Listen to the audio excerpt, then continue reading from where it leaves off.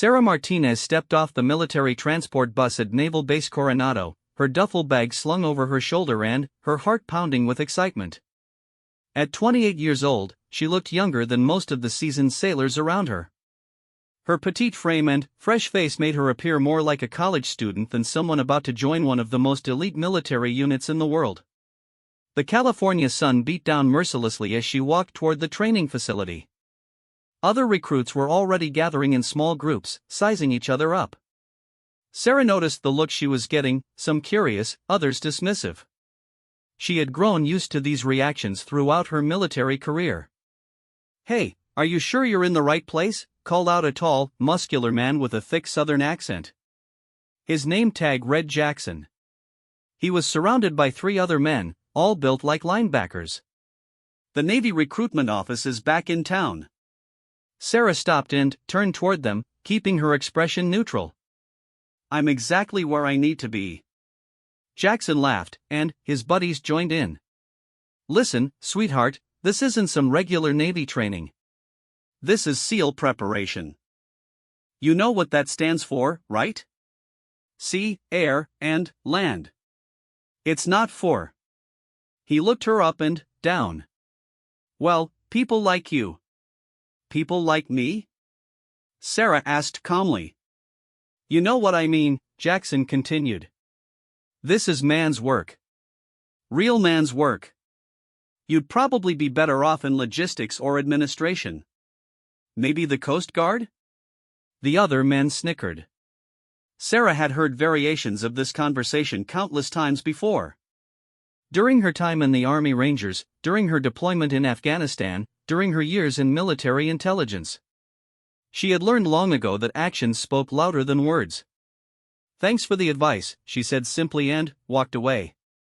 As she entered the barracks to find her assigned bunk, Sarah reflected on the long journey that had brought her here. Most people didn't know her real background. They didn't know about the classified missions she had completed, the lives she had saved, or the commendations locked away in secure files. They only saw what she allowed them to see, a quiet, unassuming woman who looked like she might break under pressure. Her bunkmate turned out to be Rodriguez, a stocky man from Texas who seemed friendly enough. "Don't mind Jackson," he said quietly as Sarah unpacked her gear. "He's got something to prove. Lost his spot in the last training cycle and had to repeat. Makes him extra aggressive." "Doesn't bother me," Sarah replied, folding her clothes with military precision. "Good attitude. You military before this?" "Some experience," Sarah said vaguely. It wasn't a lie, but it wasn't the whole truth either. That evening at dinner, Sarah sat alone at a corner table, eating quietly and observing the dynamics of the group. There were 32 recruits in total, and she was one of only 2 women.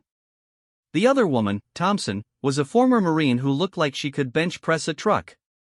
Jackson and his crew occupied a large table in the center of the mess hall, their voices carrying across the room as they shared stories about their previous military experience and their expectations for the training ahead. "I'm telling you, half these people won't make it past the first week," Jackson was saying. "SEAL training isn't about being politically correct. It's about finding the strongest, toughest warriors. People who can handle the impossible." His eyes found Sarah across the room. "Some people think just because they're allowed to try, it means they belong here. But nature has a way of sorting things out." Thompson, the other woman, glanced at Sarah with a look that seemed to say, "Here we go again." Sarah just continued eating her meal, seemingly unbothered by the commentary. After dinner, the recruits gathered for their first briefing. Instructor Chief Petty Officer Williams, a weathered man with 30 years of Navy experience, stood before them with his arms crossed. "Listen up, people. Over the next 26 weeks, we're going to push you beyond your limits. We're going to break you down and build you back up. Most of you won't make it. That's not a threat, it's a statistical fact. Only about 20% of people who start this program actually complete it." He paced back and forth in front of the group. "I don't care what you did before you got here. I don't care what your rank was, what medals you earned, or how tough you think you are. In this program, everyone starts at 0. Everyone proves themselves from scratch. His eyes swept across the recruits. Some of you are here because you think SEAL training will make you look cool. Some of you are here because you want to prove something to yourselves or others. And some of you are here because you genuinely have what it takes to serve your country in the most demanding circumstances imaginable. The training will reveal which category you fall into. It always does. After the briefing, as the recruits headed back to the barracks, Jackson made it a point to walk beside Sarah. "So what's your story?" he asked. "What makes you think you can hang with the big boys?" Sarah kept walking. "I guess we'll find out. Come on, I'm just trying to be friendly here. Where are you from? What branch did you serve in before?" "I prefer to keep my personal life private," Sarah replied. Jackson's friendly facade dropped slightly. "Look, I'm trying to give you some advice here. This program is going to chew you up and spit you out. Wouldn't it be better to bow out gracefully now before you embarrass yourself?" Sarah stopped walking and turned to face him. "I appreciate your concern, but I can take care of myself." "Can you really?" Jackson stepped closer. "Because from where I'm standing, you look like you'd have trouble carrying a full pack, let alone completing Hell Week." Other recruits had stopped to watch the exchange. Sarah could feel their eyes on her, waiting to see how she would respond to the challenge. "I guess we'll all find out together," she said calmly. Jackson shook his head. "You're going to learn the hard way that this isn't a game. When you're struggling to keep up tomorrow, remember that I tried to save you from this." That night, as Sarah lay in her bunk, she could hear whispered conversations around the barracks. Some recruits were discussing their backgrounds and experience. Others were talking about what they expected from the training. And more than a few were placing bets on who would drop out first. "I give the small girl 2 days," she heard someone whisper. "That's generous," came the reply. "I say she's out by lunch tomorrow." Sarah smiled in the darkness. If they only knew who they were really talking about. If they knew about her years of specialized training, her experience in some of the most dangerous places on Earth, or the real reason she was here. But they would find out soon enough. The training would reveal everyone's true capabilities, just as Instructor Williams had said. And Sarah was confident that she would surprise more than a few people in the coming weeks. She had spent her entire military career being underestimated, and she had learned to use it to her advantage. Let them think she was just another hopeful recruit in over her head. Let them focus on her appearance and make assumptions about her abilities. Tomorrow, the real work would begin. And Sarah Martinez was more than ready to show them what she was really made of. The last thing she heard before falling asleep was Jackson's voice from across the barracks, "Sweet dreams, rookie. Hope you enjoyed your first day, because tomorrow's going to be a whole different story." Sarah's smile widened in the darkness. He had no idea how right he was. The alarm sounded at 0430 hours, jolting the recruits awake. Sarah was already sitting on the edge of her bunk, fully dressed and ready. Years of military conditioning had trained her to wake up minutes before any alarm, a habit that had saved her life more than once in hostile territory. Around her, other recruits stumbled out of bed, rushing to get dressed and ready for their first day of actual training. Jackson emerged from his bunk looking slightly disoriented, his hair messy and his uniform wrinkled. "Fall out in PT gear, 5 minutes," barked Instructor Williams from the doorway. The recruits scrambled to change into their physical training uniforms. Sarah moved efficiently, her gear already laid out perfectly from the night before. She noticed Rodriguez struggling with his shoelaces and Thompson helping another recruit find his shirt. Outside on the beach, the instructors waited in the pre-dawn darkness. The Pacific Ocean crashed rhythmically against the shore, and the salty air filled everyone's lungs. Instructor Williams stood with 3 other instructors, all of them looking like they could crush coconuts with their bare hands.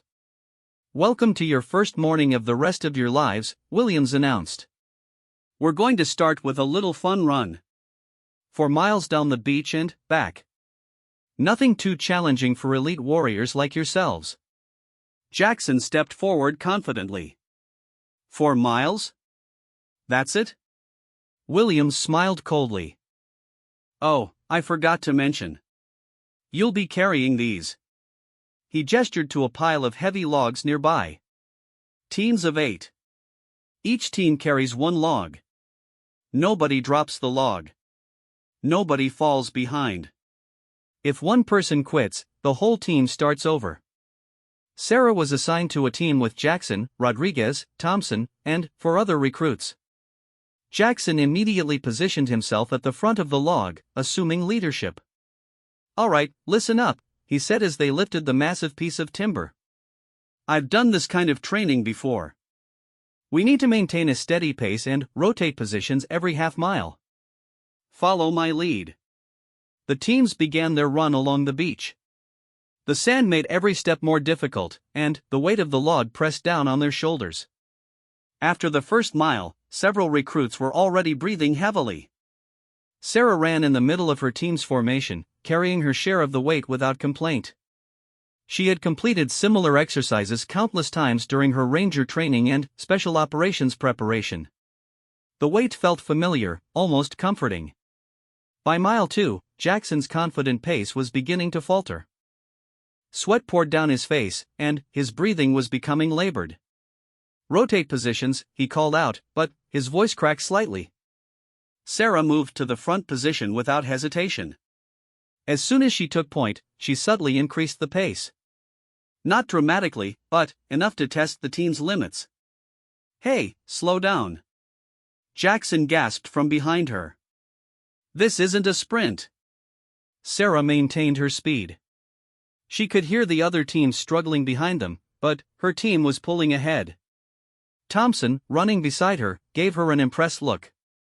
"You've done this before," Thompson said between breaths. Sarah didn't respond, but she allowed herself a small smile. By mile 3, Jackson was in serious trouble. His face had turned pale, and he was stumbling slightly. Rodriguez and 2 other team members were also struggling, but they were determined not to let the team down. "I need to rotate out," Jackson wheezed. "Negative," Sarah said firmly. "We maintain formation. Draw strength from the team." Her voice carried a tone of authority that surprised everyone, including herself. For a moment, she sounded less like a struggling recruit and more like someone who had commanded troops in combat. Jackson looked at her with confusion and growing irritation. "Who put you in charge?" "The log did," Thompson said with a grin. "She's keeping us ahead of everyone else." As they approached the final mile, Sarah's team was clearly in the lead. The other teams were scattered behind them, some having dropped their logs and restarted multiple times. Sarah could feel her teammates finding their second wind, motivated by their unexpected success. Jackson, however, was becoming more frustrated by the minute. He had expected to be the star of this exercise, the natural leader that everyone would look up to. Instead, he was struggling to keep up with a woman he had dismissed as weak just 12 hours earlier. When they crossed the finish line, Sarah's team was a full 2 minutes ahead of the second-place team. The instructors looked impressed but didn't say anything. They simply moved on to the next exercise. "Ocean conditioning," announced Instructor Martinez, a woman who looked like she could swim to Hawaii and back. "Everyone in the water. We're going to see how you handle the surf." The Pacific Ocean in the early morning was freezing. The recruits waded in up to their chests, and immediately the waves began crashing over them. The exercise was simple in concept but brutal in execution. Stay standing in the surf for 20 minutes while waves try to knock you down. Sarah had expected this. She had researched every aspect of SEAL training before arriving. She positioned herself with her feet wide and her center of gravity low, absorbing the impact of each wave rather than fighting it. Around her, other recruits were being knocked down repeatedly. Jackson, still exhausted from the run, was having particular trouble. He kept trying to muscle through the waves instead of working with them. "This is insane," he shouted after being knocked down for the 4th time. "How is anyone supposed to stay standing in this?" Sarah remained upright, moving with the water rather than against it. She noticed that Thompson had figured out the same technique and was also staying relatively stable. After 10 minutes, several recruits had given up and were sitting in the shallow water, accepting defeat. Jackson was among them, his earlier confidence completely shattered.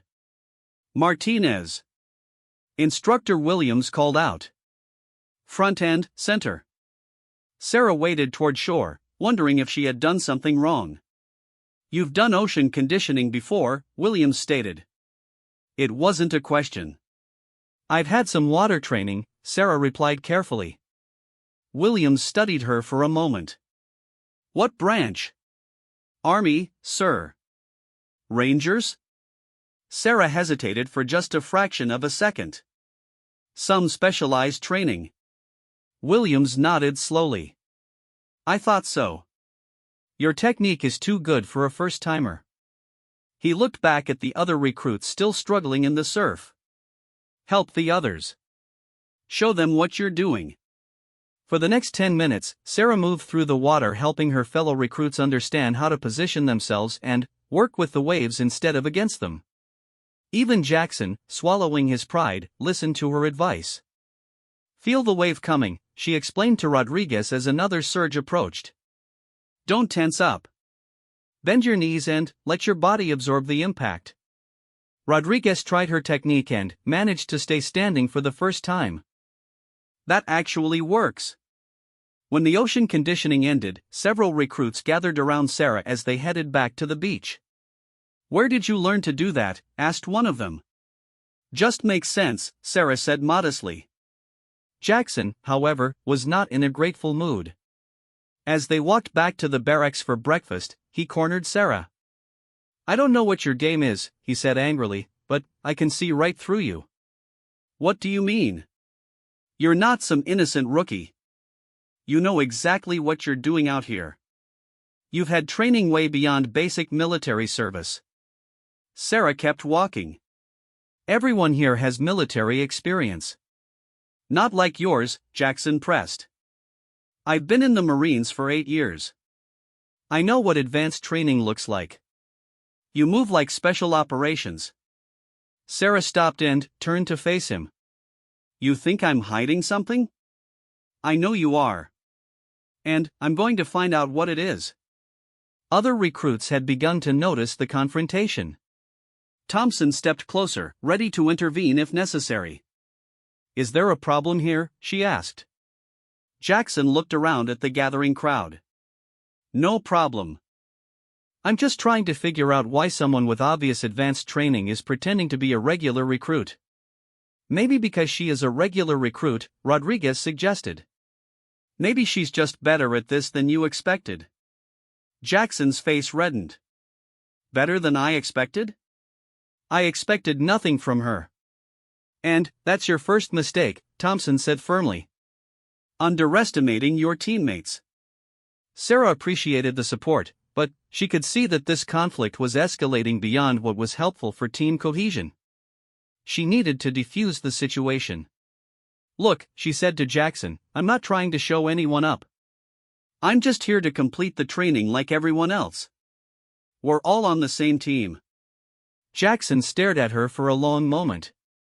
Same team, he repeated. Right. He walked away, but Sarah could tell this wasn't over. Jackson was the type of person who needed to be the alpha, the leader, the one everyone looked up to. Her performance that morning had challenged his self-image, and he wasn't going to let it go. As the recruits headed to breakfast, Sarah reflected on the morning's events. She had tried to keep a low profile, but her training and experience were difficult to hide during actual exercises. She was going to have to find a balance between demonstrating competence and not revealing too much about her background. The truth was, she wasn't just another recruit hoping to become a SEAL. She was already far more qualified than any of them realized. But she couldn't reveal that yet. Her mission here required her to complete the training like everyone else, to earn the respect and trust of her future teammates through shared hardship. At breakfast, she sat with Rodriguez and Thompson, who had become her informal allies. The conversation was quiet but friendly. You handled that well out there, Thompson said. Both the exercises and Jackson. Thanks. I just want to get through this training without making enemies. Rodriguez laughed. Too late for that. Jackson's got it out for you now. But don't worry about him. Most of the other recruits saw what happened today. They know you can pull your weight. Sarah nodded, but she was already thinking about the challenges ahead. Jackson would be watching her every move now, looking for any sign that she was more than she appeared to be. She would have to be more careful, more subtle in how she demonstrated her capabilities. But she also knew that eventually, the truth would come out. When it did, she wondered how these men and women would react to learning that the rookie they had been training alongside was actually their incoming commander. The thought made her smile as she finished her breakfast. The next few weeks were going to be very interesting. 3 weeks into the training, the group of 32 recruits had shrunk to 19. The dropouts had come steadily, some during the grueling physical challenges, others during the psychological pressure tests, and a few who simply realized this wasn't what they had signed up for. Sarah had maintained her careful balance of competence without drawing too much attention to her true abilities. She consistently performed in the top tier of recruits, but never so dominantly that it raised serious questions about her background. Jackson, however, remained suspicious and had made it his personal mission to expose what he believed were her secrets. The current exercise was a navigation challenge through the mountains near the base.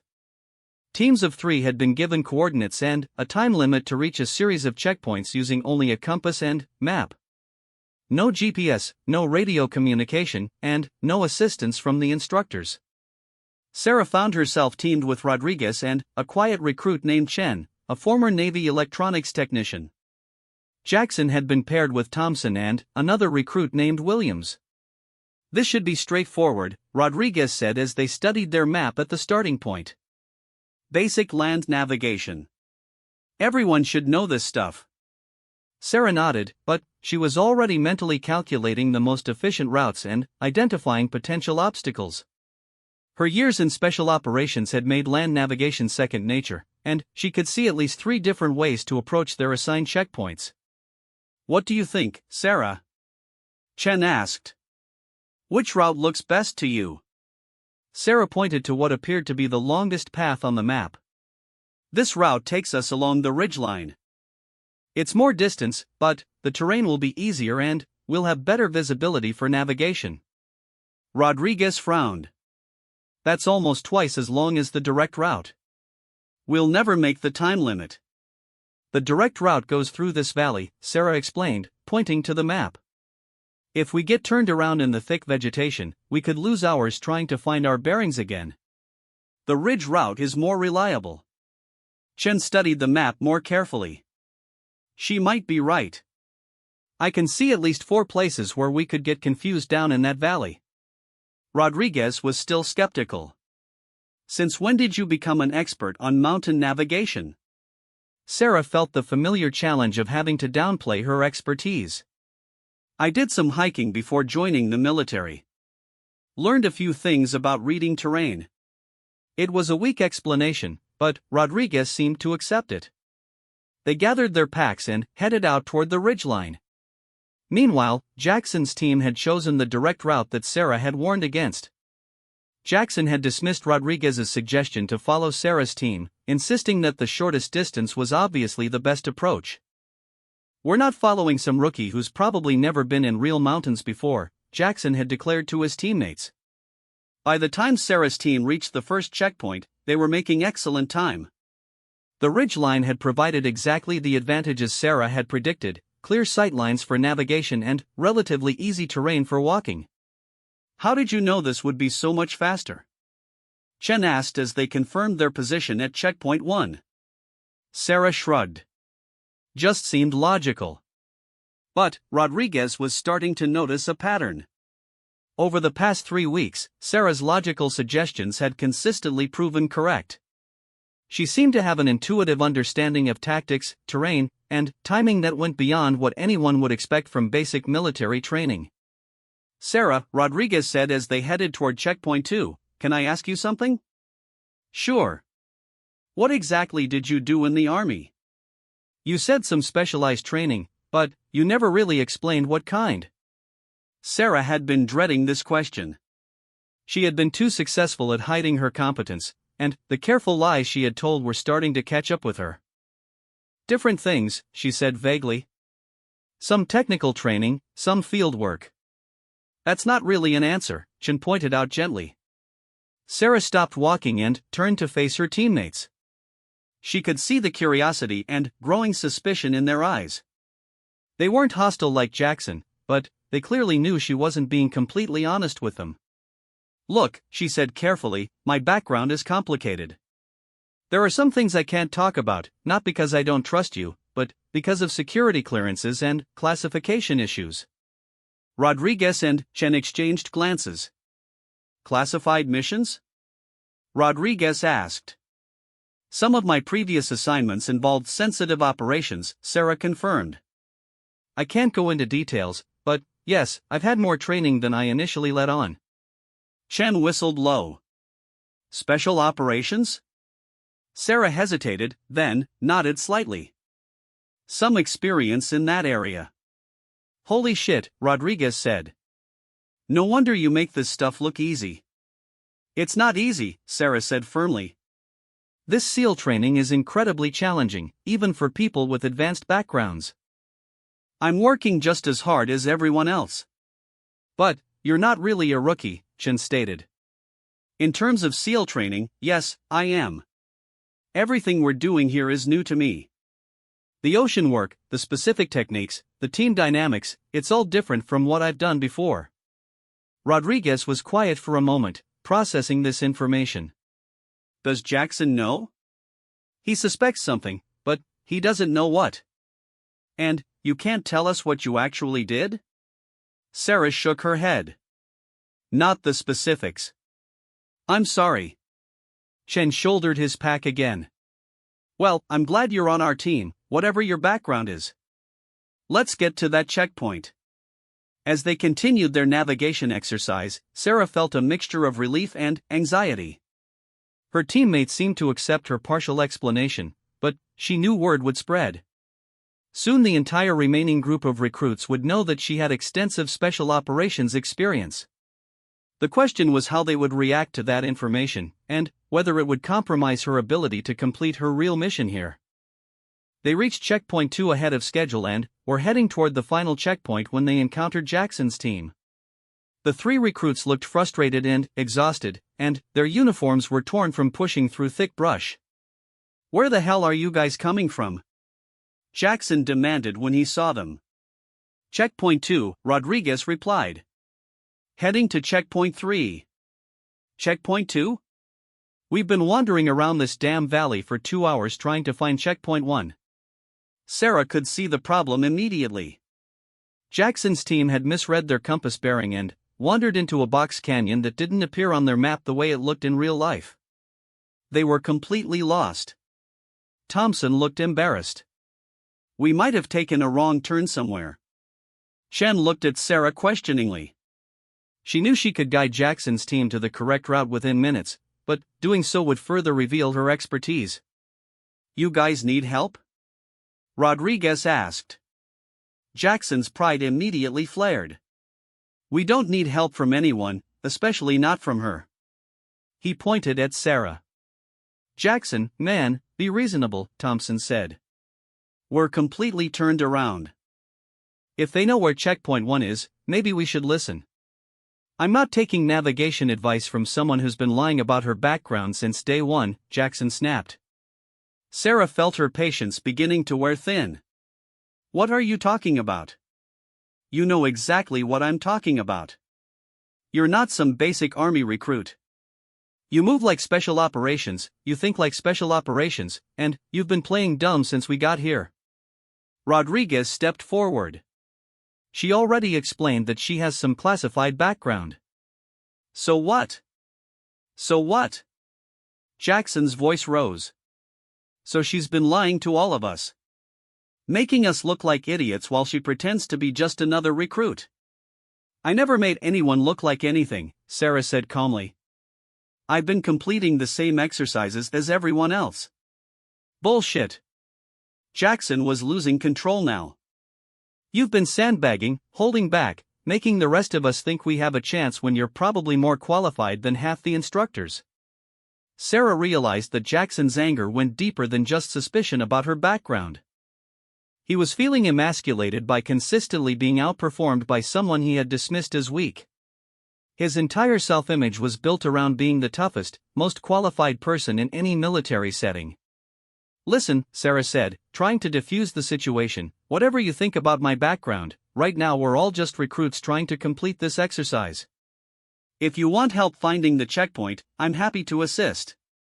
If you don't, that's fine too."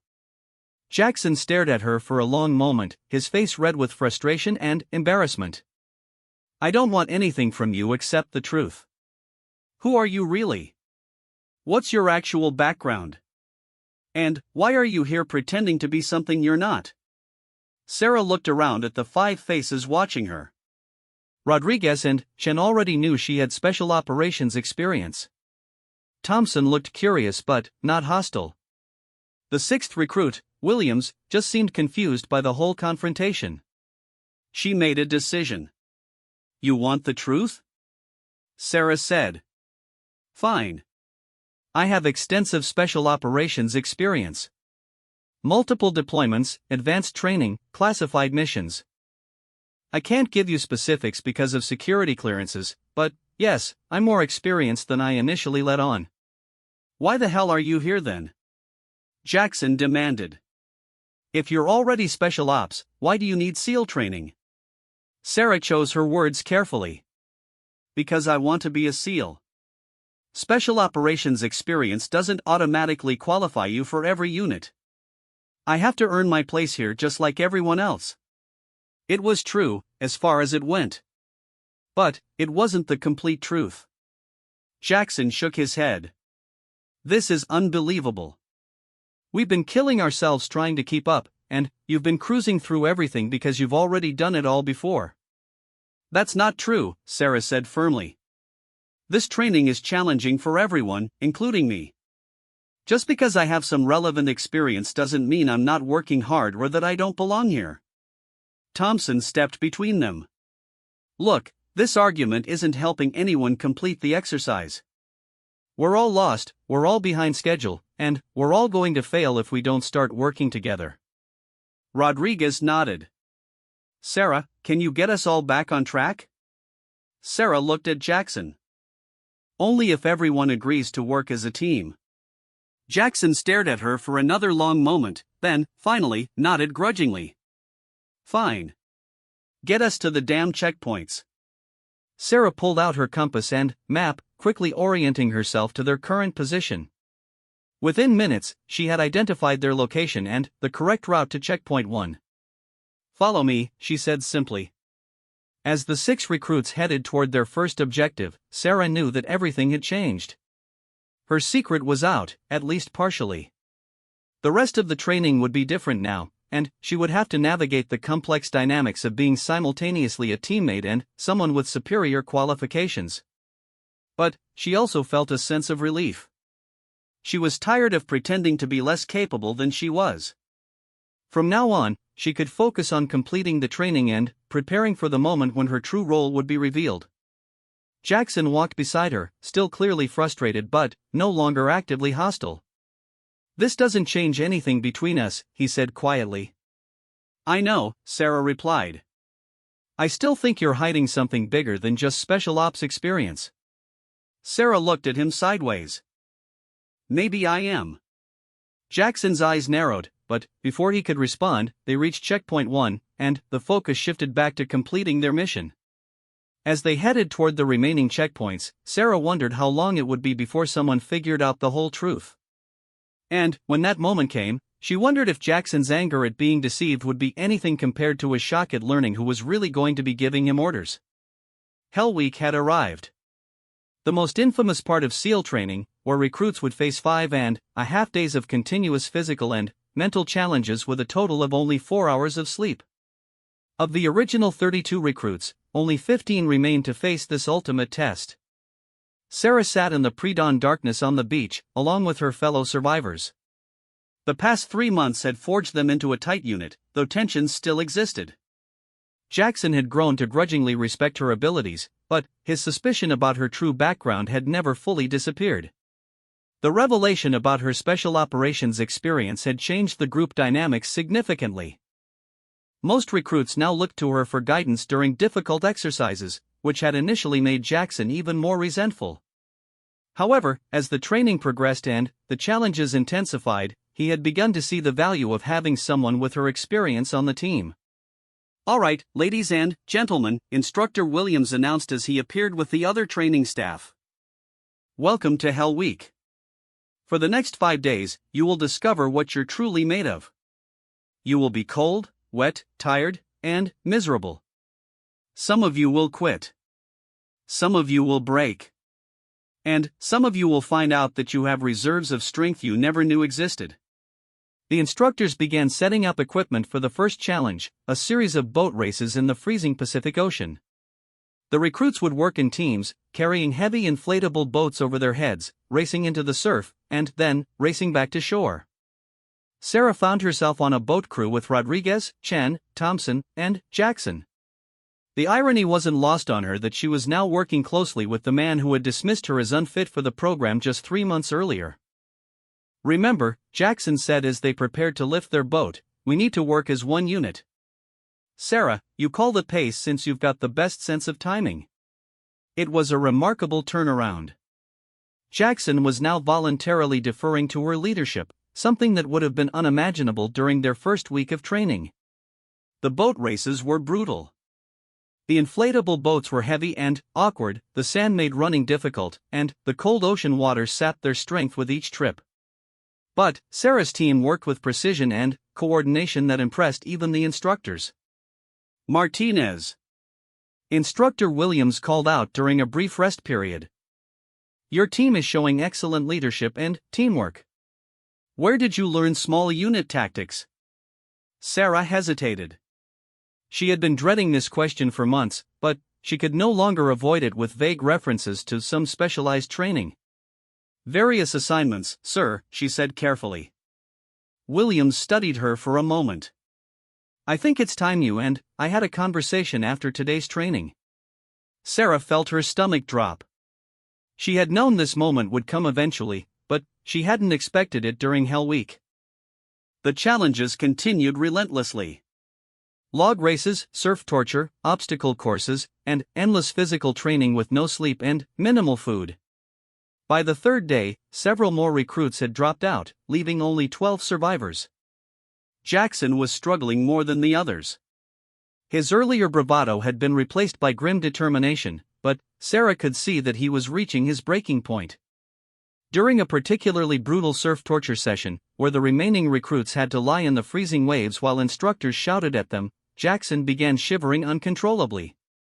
I can't feel my legs," he whispered to Sarah during a brief moment when the instructor's attention was elsewhere. Sarah looked at him with concern.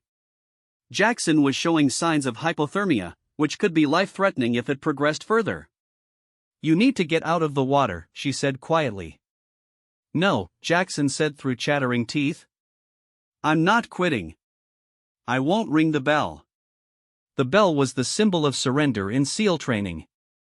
3 rings of the bell meant a recruit was voluntarily dropping out of the program. It stood nearby, a constant reminder of the option to end the suffering. "This isn't about quitting," Sarah said firmly. "This is about medical safety. You could die from hypothermia." Jackson tried to shake his head, but his coordination was clearly compromised. "I'm fine. Just cold." Sarah made a quick decision.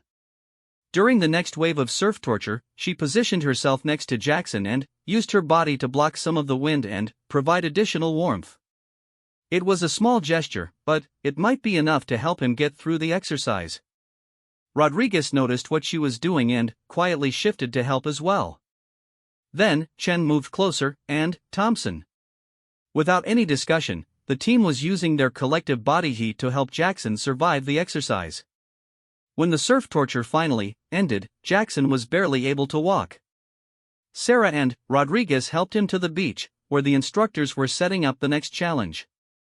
Torres, Instructor Martinez called to one of the medical staff. "Check out Jackson. He looks hypothermic." The medical examination confirmed Sarah's assessment.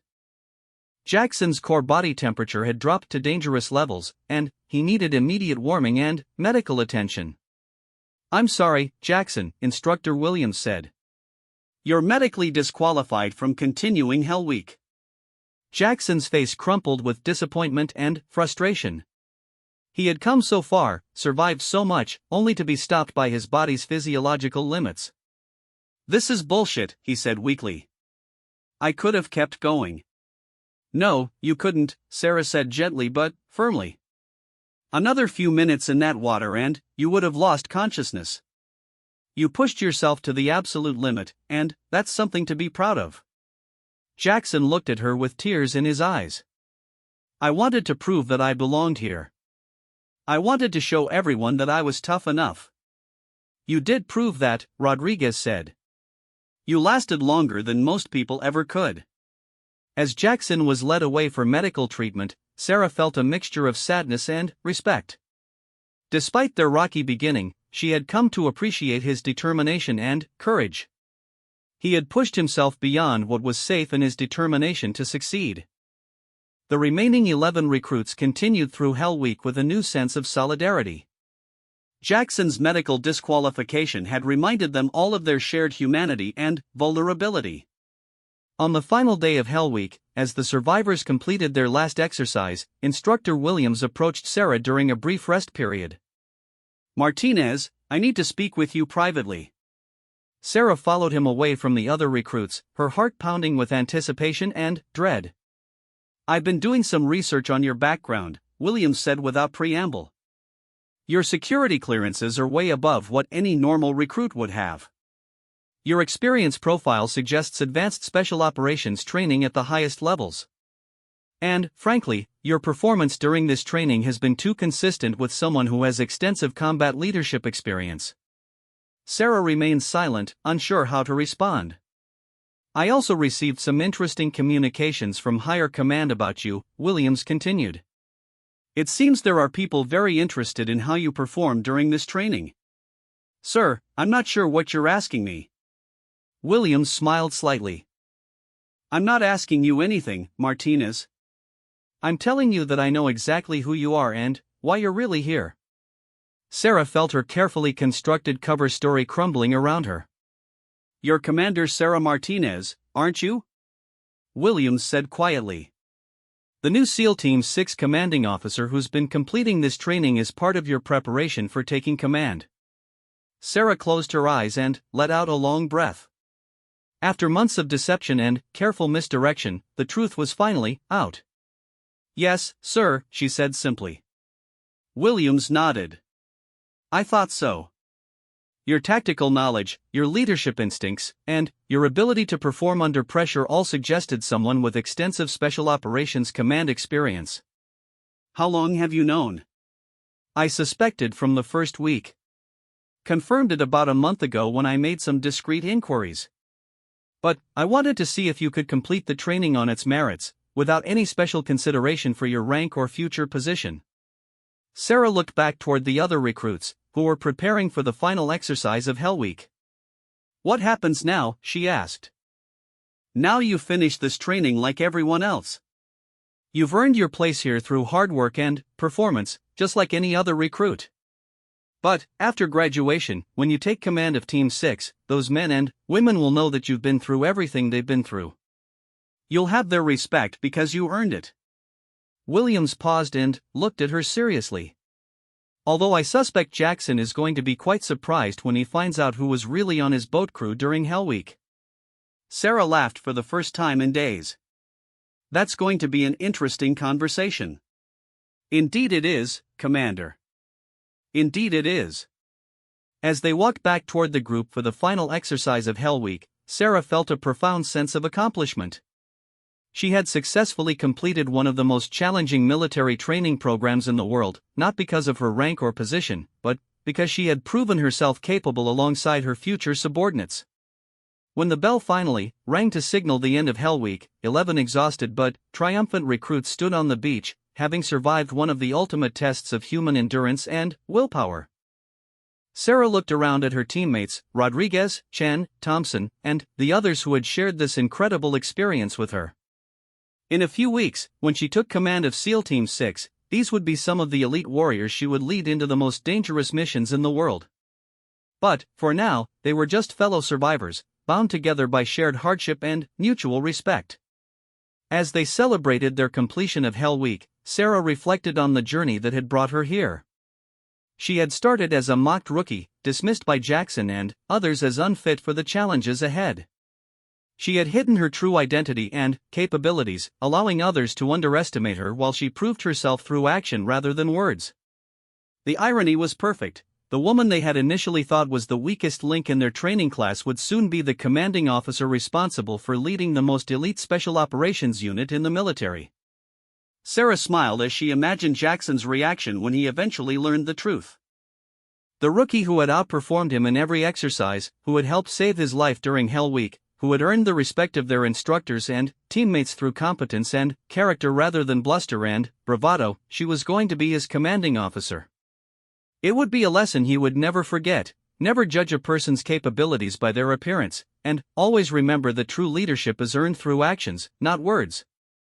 As the sun set over the Pacific Ocean, Commander Sarah Martinez stood with her fellow SEAL graduates, ready to begin the next phase of her mission, leading America's most elite warriors in defense of their nation. The rookie they had mocked had become the leader they would follow.